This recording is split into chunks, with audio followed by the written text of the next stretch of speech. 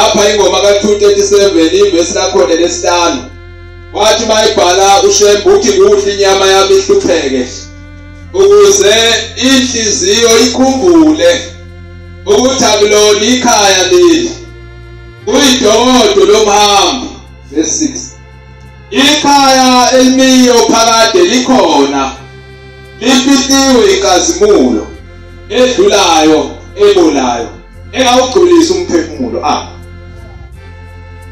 uthi inyama ihlupheke ukuze inhliziyo ikhumbule ukuthi lapho esikhona asikho ekhaya kodwa sisedodweni lomhambi awufundanga lembhalweni lapha kwabaseKorinte besihlanu lithevesini ithi inkosi noma uPaul mayekhuluma uthi ngoba siyazi ukuthi indlu yakwethu yakomhlaba eyidokodo ichithekile uthi sinayo indlu engazange yakhiwa ngezandla zomuntu uthi lendlu isezulwini phakade kaBonkulunkulu ile uShembe akhuluma ngayo ukuthi lekhaya noma ungahlupheka kangakanani enyameni ngiyamuzwa umama oqeda kuhlala phansi ukhuluma ngokukhandleka komzimba kodwa ngizomqinisa ukuthi ukukhandleka komzimba kusho lutho kodwa umyalezo phakathi uphila kaBonkulunkulu uyayibona indoda yesithuthu iyasebenza ilanga liyanetha unodaka kuyashibilika ithutha iposi iyalihambisa imizi ngemizi ithema isahamba yayisigingqika nesithuthu sabe sesivula igobhozi lelengemuva ayisephuma ama-envelope esesakazeka phansi esegcwala udaka yayithithwala izandla ekhanda isingazi ukuthi le nkinga ebhekene nayo izayimisa kanjani fanele ihambile iy'ncwadi zimbanikazi bazo kodwa incwadi ingcolile igcwele udaka ithema isaqalekile ididekile yayisikhumbula into yodwa ithi noma ingangoli envelope kodwa lo myalezo phakathi uyafundeka sizohamba sinje ngizosho njalo lalapha ekhaya ukuthi asikhathazwa ukukhathazeka komzimba nokukhandleka kwawo ukuthi ukhandleka kangakanani emhlabeni kodwa lo myalezo umphefumulo phakathi uyaphila kuzothi uma ufika ezulwini athi woza ake wendana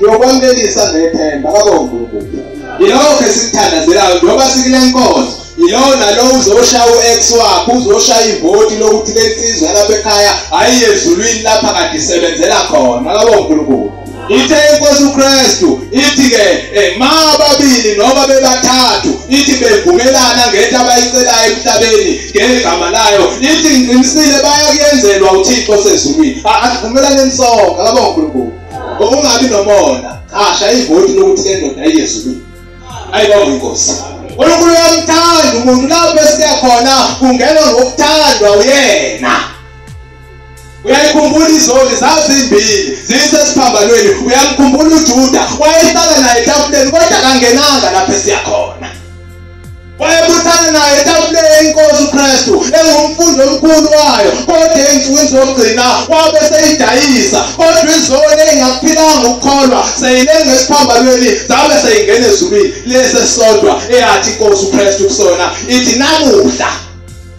ayishongo ukuthi mhlawumbe kusazokhala icilongo ayishongo futhi uthemba kwethu kwey'thathu yathi manje Njoba sifana phephambanweni manje ngizoba nawe eparadise. Ngakho nathi sizoshaya lelo vote elinjalo phezulu kwalomzimba. Akabonga uNkulunkulu.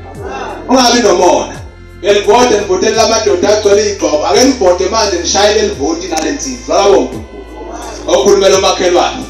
Mamzobe. Okhulumela umakhelwane uMamzobe. Hayi khona phakathi kwethu yophama nje nathanda ukuphama ngayo uNkulunkulu uyongibusisa apha.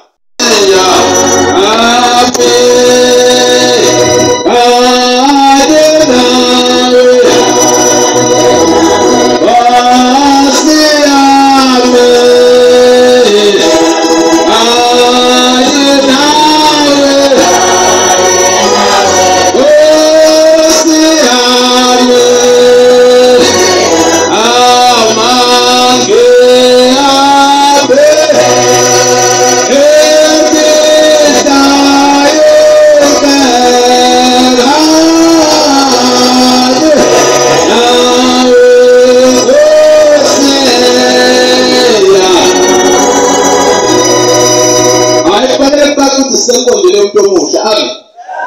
Yathuka mina mthokoze sodabukileyo. Kanye nawe. Oh siyami. Kanye nawe. Oh siyami.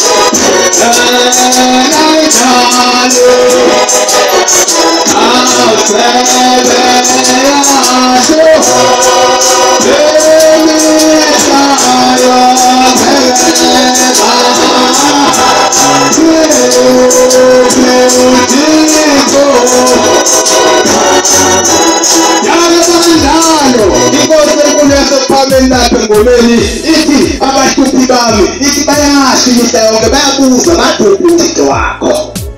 Kebe njalo mase kulesi sikhathi basuke bekhona abantu abasuke bemile bebuka ukuthi labo bantu ngoba yakholwa ngoba ngamaNazaretha yini bese lo ubila bese